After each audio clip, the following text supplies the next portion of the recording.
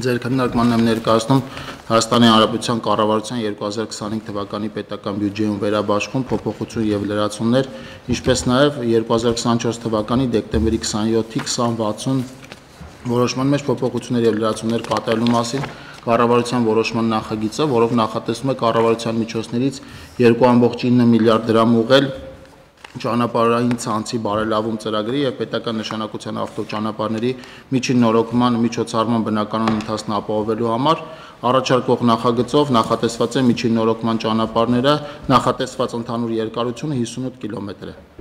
Խնդրում եմ հաստատել, միաժամանակ ասեմ, որ աշխատանքները տարբեր փուլերում են գտնվում, դրանց մի մասը արդեն ավարտված են, մյուս մասում մնացել են իրականացնելու գծանշման աշխատանքներ եւ օգտվելով առիթից կուզեմ ասել, որ արդեն 2025 թվականի ընթացքում 400 կիլոմետր ճանապարհ այս պահի դրությամբ մենք նորոգել, հիմնանորոգել, կառուցել եւ ավարտել ենք արդեն այս պահին։ Շնորհակալություն։ Այսինքն այս տարի 500 կիլոմետրը կարողանում ենք իրատեսորեն հասցնել։ Ամբողջովին, պարոն վարչապետ, նախատեսվածից ավելի շուտ կիրականացնենք, մենք պլանավորում ենք, որ նոյեմբեր ամսին արդեն կավարտենք աշխատանքները, փաստացի 100 կիլոմետր է մնացել, որից մոտավորապես 40 կիլոմետրի ներքին շերտն ամբողջությամբ պատրաստ է, դեկտեմբերին ասֆալտ չենք անի։ Շատ լավ։ Հարգելի գործընկերներ, ես նկատել եմ, որ վերջին շրջանում այցերի ընթացքում ես տարածքային կառավարման եւ ենթակառուցվածքների նախարարի հետ ըստ էության հաղորդակցություն չեմ ունենում, որովհետեւ պարոն Պապիշյանը կհիշի,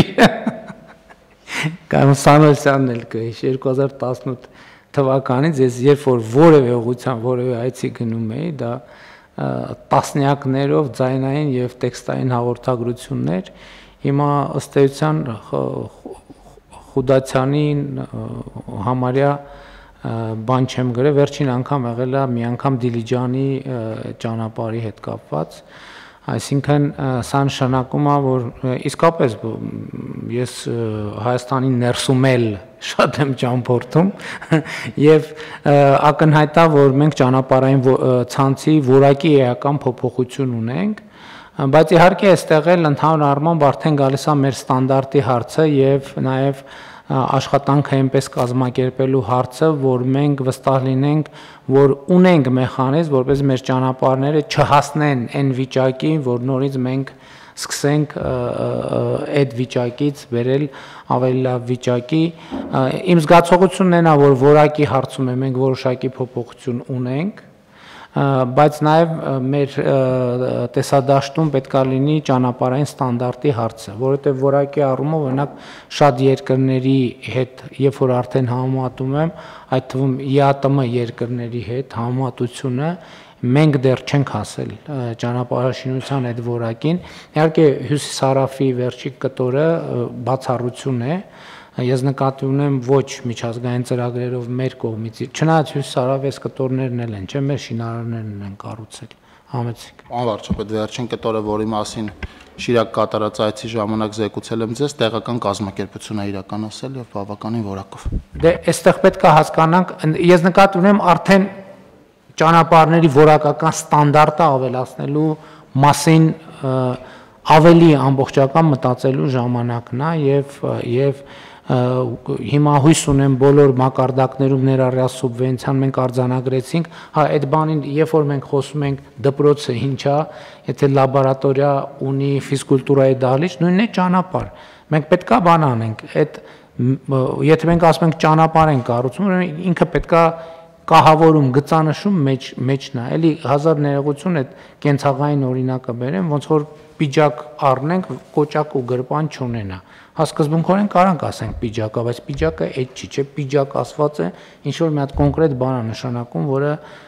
որը ամբողջության մեջ է։ Չի կարա մի թևը չլինի օրինակ։ Համեցեք։ Պարոն վարչապետ, մեր կողմից կառուցվող 500 կիլոմետր ճանապարհային ցանցը ամբողջությամբ կահավորված է ուրեմն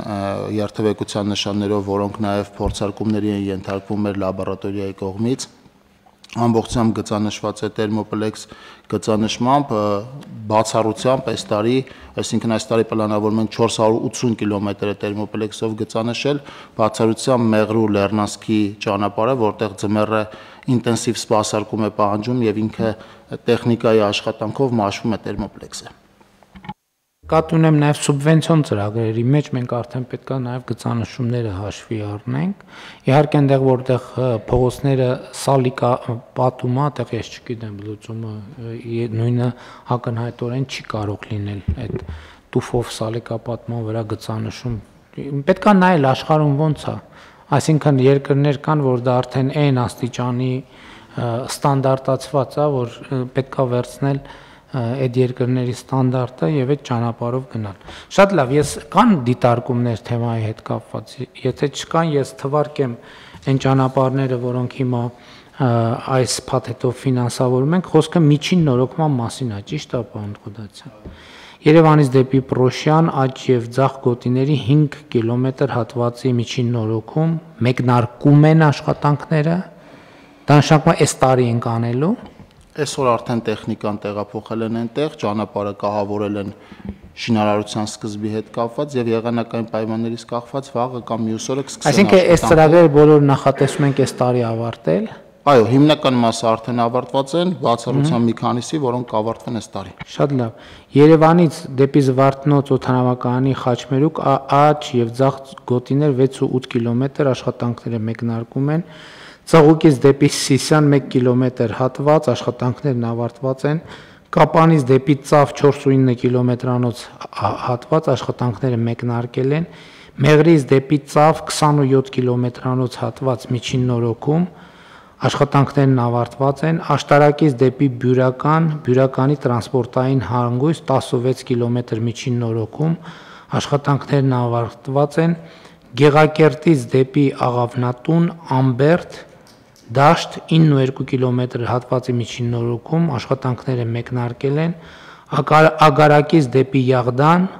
Լոռու մարզի մասին է խոսքը, հատվածի միջին նորոգում